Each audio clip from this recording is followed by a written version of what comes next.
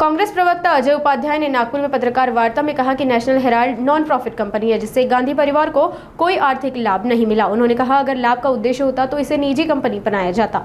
निशिकांत दुबे के बयान पर हवाला देते हुए उपाध्याय ने कहा कि प्रधानमंत्री मोदी और गृह मंत्री शाह को देश संभालने में असफल है। उन्होंने दुबे के गृह उद्योग जैसे बयान को गंभीर बताते हुए केंद्र सरकार की विफलता का प्रतीक बताया। देखिए, महाराष्ट्र के चुनाव में आप चूंकि नागपुर तो महाराष्ट्र की एक तरह से हम मानते हैं कि हृदय स्थली है और यहाँ से आप लोग हैं, हमारे चुनाव में लड़ने वाले साथी लोग भी हैं जो ऑलरेडी चुनाव लड़ा है।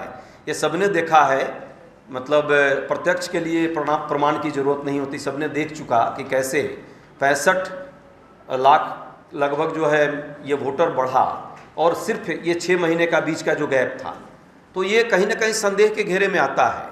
ये चुनाव आयोग की निष्पक्षता और पारदर्शिता तभी बढ़ेगी जब हमारे इस संदेह को दूर करें और उसके लिए तथ्यात्मक दृष्टिकोण से तर्क और तथ्य के आधार पर हमें विपक्ष को ये स्पष्ट करे, उनको क्लियर करे कि वो संदेह नहीं है, सच्चाई है तो सच्चाई को भी दिखाए। और ईसीआई का जो रिपोर्ट है बंगाल में अभी पकड़ा गया, उससे और ये संदेह बढ़ा है कि एक ही नाम पर एक ही नंबर पर कई लोगों के जो है आईडी हैं, तो ये संदेह है और इस पर हम विचार भी कर रहे हैं। हम विपक्षी पार्टी सब एक होकर के इस पर चुनाव आयोग से मांग भी किया है और आगे भी हम प्रयास करेंगे।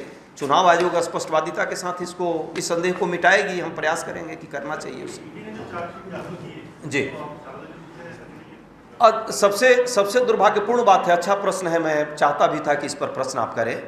ईडी ने जो चार्जशीट दायर की है, 1 साल 2023 में इस केस को हमारा जो कुछ प्रॉपर्टी था उसको अटैच करने का काम किया था, याद कीजिए, उसमें है भी डिटेल्स।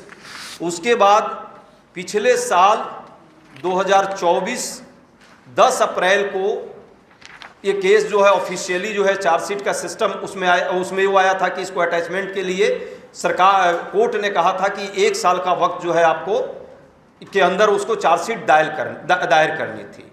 यदि ईडी के पास कोई तथ्य होता इस मुद्दे पर, यदि उसके पास कुछ सच्चाई होती, यदि वो बरगलाना नहीं चाहती और झूठ नैरेटिव नहीं पैदा करना चाहती, तो 2 महीने में, 4 महीने में, 6 महीने में जमा कर देती।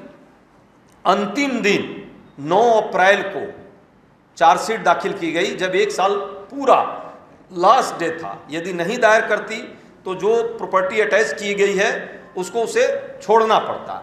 ये दर्शाता है कि लास्ट में जब कोई चारा नहीं था और ये फेक नैरेटिव नहीं चला पा रही है, तो मजबूरी में एन केन प्रकारेण उसे दिखाना है। कोर्ट के अंतिम समय में यह काम की है। ये भी अपने आप में एक बड़ा षड्यंत्र है, उस षड्यंत्र का एक पार्ट ये भी दिखता है।